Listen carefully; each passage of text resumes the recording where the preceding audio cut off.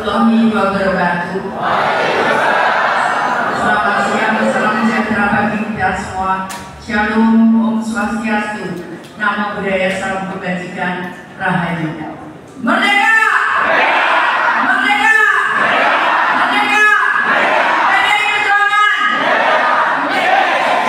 Terima kasih yang saya hormati Pak Sekjen. Kalau besok saya akan adakan acara di rumah yang biasa besar. Dulu sejak kecil saya di sana. Disitulah lahir Besok Praminoto. Besok Praminoto dari gurunya Bung Karno. Masalahnya apa? Masalahnya apa? PKI? Saya tidak terima. Jadi Kiai Hussein Elias itu, Mojokerto itu, usianya sudah 100 tahun lebih. Beliaunya lah jadi saksi. Dan sekarang putranya beliau itu jadi wakil bupati Mojokerto kita dari PDI Perjuangan. PKI! Nah, seringkali kalau di pondok-pondok dikatakan begitu. Saya mohon maaf. Saudara saya menyampaikan, 500 pondok itu saudara kita betul. Kemarin saya sama Pak Sekjen Pak Ut di satu pondok, aku ngomong, ini dulurku, ternyata betul ketemu saudara saya di Madiun. Jadi teman-teman semuanya, ayolah kita berjuang. Kita harus percaya. Saya selalu katakan di teman-teman medsos, dengan berjuang, gak usah takut dengan akan seperti apa. Kalau kita ikhlas, saya ngomong, coba bayangin, kalau saya pergi ke luar Jawa, itu resikonya nyawa saya. Tiba-tiba ada ular besar di atas kepala saya, di kiri kanan buaya. Tapi buktinya saya tidak apa-apa. Cuaca buruk saya nembus pakai perahu kecil, tapi tidak apa-apa. Kenapa? Karena saya ikhlas nolong orang. Apa masalahnya? Saya jadi lupa kata karena sakit sekali saya dikatakan bukan itu PKI, sakit sekali. Saya putar-putar pondok tempat tahanan Bung Karno. Kalau nggak percaya silakan ikuti teman-teman. Di tempat tidur pasti ada sajadah, tidak pernah dipindah. Saya nggak terima. Hanya karena pengen menang, menuduh orang. Saya nggak terima. Silakan. Rabbanilah untuk makhluk sana. Siapa nantinya gubernur Jawa Timur, jangan pernah jelek-jelekan orang.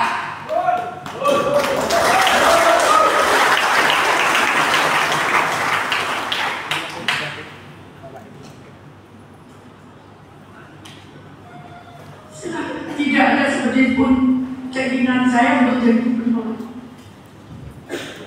Saat saya protes, beberapa kiai ngomong, Mbak, memang bukan Mbak Risma yang minta, tapi Tuhan yang minta, karena banyak warga di Jawa Timur yang menderita lewat Bu Mega.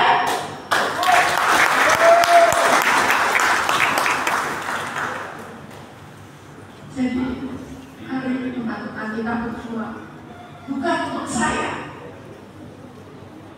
Sudah selesai saya dengan jabatan. 10 tahun saya jadi wali kota, setiap bulan saya pergi ke luar negeri jadi pembicara. 2 kali diundang Raja Salman, 3 kali diundang Presiden Erdogan, 2 kali saya diundang Presiden Prancis Macron, 1 kali saya diundang Raja Belgia, 1 kali saya diundang Raja Inggris, 1 kali saya kalau bicara di sidang PBB saya setiap tahun. Jadi apa? Sudah selesai saya. Apalagi saya di Pakistan, saya termasuk tamu istimewa, saya dikawal tentara 24 jam di depan saya. kamar saya. Ayo saya cari lagi. Ya ada. Perlakuan mereka sudah saat saya disuruh Raja Salman, saya mestinya tidur di tempatnya dia. Saya nggak mau, saya harus kumpul dengan yang lain. Karena saat itu saya ngajak Kapolres, Kejari, saya ngomong akhirnya saya pindah hotel. Di hotel di telepon dari kerajaan. Kamu tahu yang tamu ini itu adalah tamu kerajaan. Jadi kamu harus perhatikan dia. Akhirnya ada penjaga di situ. Jadi apa yang saya cari tidak ada. Tapi saya ingin menolong warga Jawa Timur. Kondisinya berat saat ini. Kalau nggak ditahan itu, yang kekurangan air itu pasti dia akan teriak. Bukan hanya untuk pertanian, untuk hidup saja susah. Jadi karena itu, ayo teman-teman berjuang. Kita bantu saudara-saudara kita. Mungkin juga di antara teman-teman yang bingung bayar di sekolah anaknya, yang bingung bayar kesehatan. Insya Allah kita akan selesaikan itu semua bersama teman-teman semuanya. Saya lakukan, meskipun itu taruhannya nyawa saya.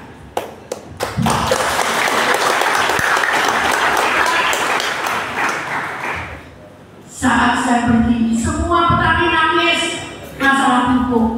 Apa susahnya pupuk? Sampai akhirnya saya belajar tentang perpupukan. Saya ketemu dengan satu kiai yang ternyata dia ahli pertanian dan dia lulusan Amerika, doktornya dari Amerika tentang pertanian. Saya belajar di situ tentang bagaimana pupuk. Akhirnya saya mengerti. Nah, kenapa susah kayak pupuk? Kenapa nggak keluarkan aja uang APBD untuk membiayai petani-petani yang memang miskin mereka? Karena kalau mereka miskin, keberpihakan kita nggak perhatikan itu seolah kita ini manusia apa? Kita manusia apa? Kalau yang orang miskin kita diam saja. Padahal diperintahkan bukan di dalam banyak Undang-Undang Dasar 45. Di agama kita pun wajib menyantuni orang miskin. Secara pribadi, karena itu sekali lagi saya akan berbeda. Begitu kemarin ngomong PSBB-nya untuk nelayan. Aduh, nelayan itu hutangnya tutup lubang kali lubang, tutup lubang kali lubang. Betul nggak? Saya ngomong, saya akan gaya itu. Saya ngomong, ngapain tadi udah kita bayar Provinsi Jawa Timur ke pusat kalau memang perlu. Tapi saya yakin kalau niat saya baik, pasti Tuhan akan menolong saya. Apa yang mau kita? Mohon maaf, saya 3 tahun jadi wali kota. Saya sudah jadi wali kota terbaik di dunia. 3 tahun saya jadi wali kota. 5 tahun saya tidak perlu kampanye, bisa digunakan Pak Dirjen saksinya. Saya suruh kampanye seluruh Indonesia, tapi suara saya 86,6%. Meskipun saya tidak kampanye, artinya apa? 5 tahun saya bekerja untuk warga Surabaya. Betul tidak? Ya kalau 5 tahun sekarang masih kampanye, itu ya kebelakangan.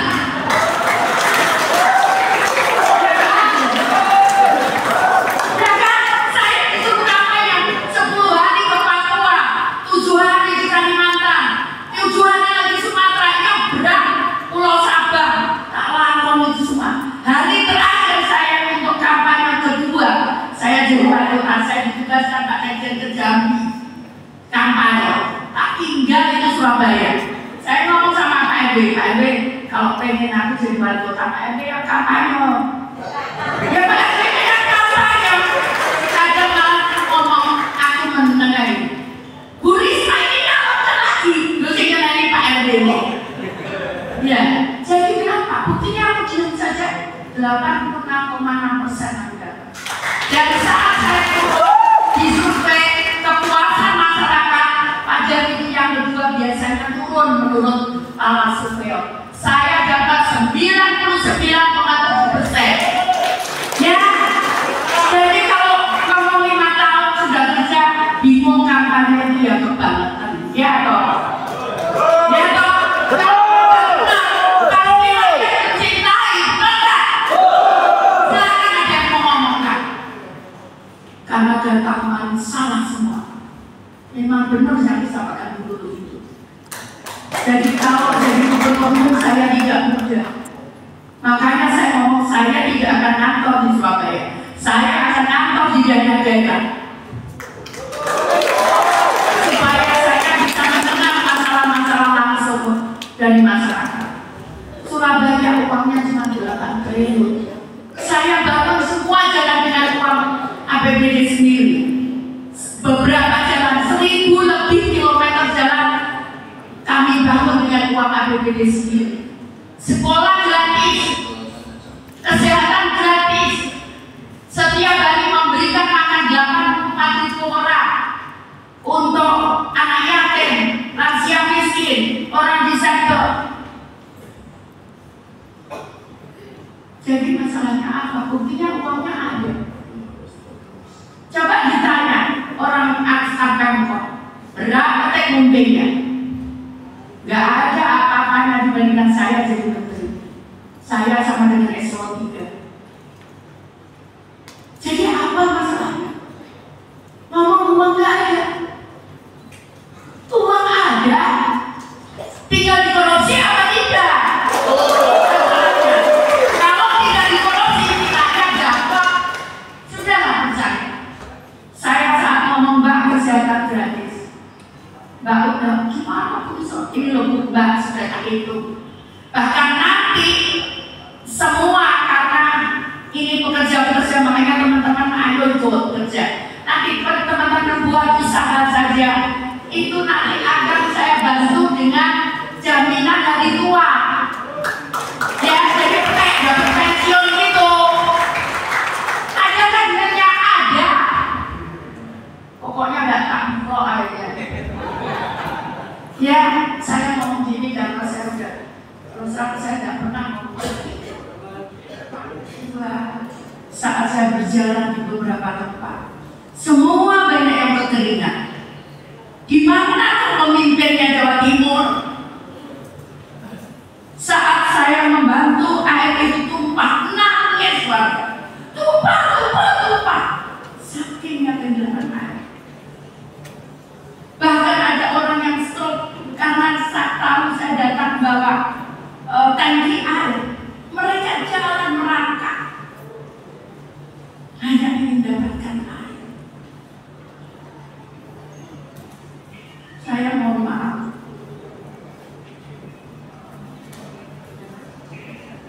Kakek Newton Sokramoto sama dengan kakek saya. Saya juga cucu yayasan besar.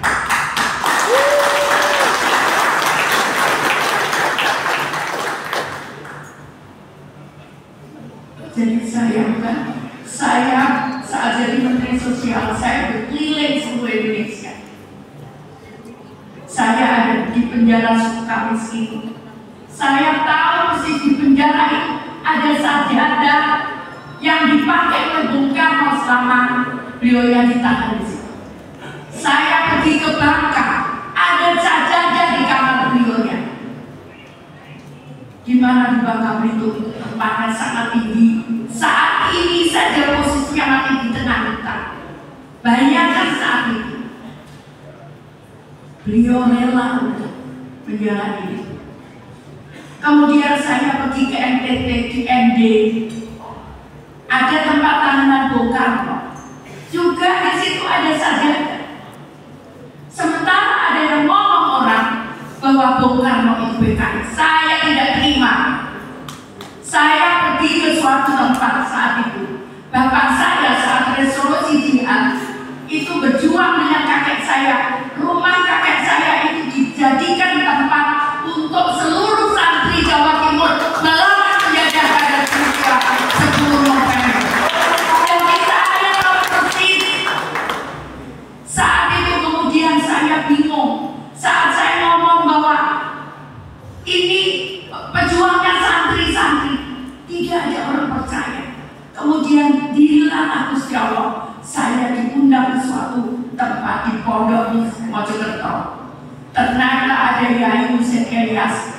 usianya sudah di atas 100.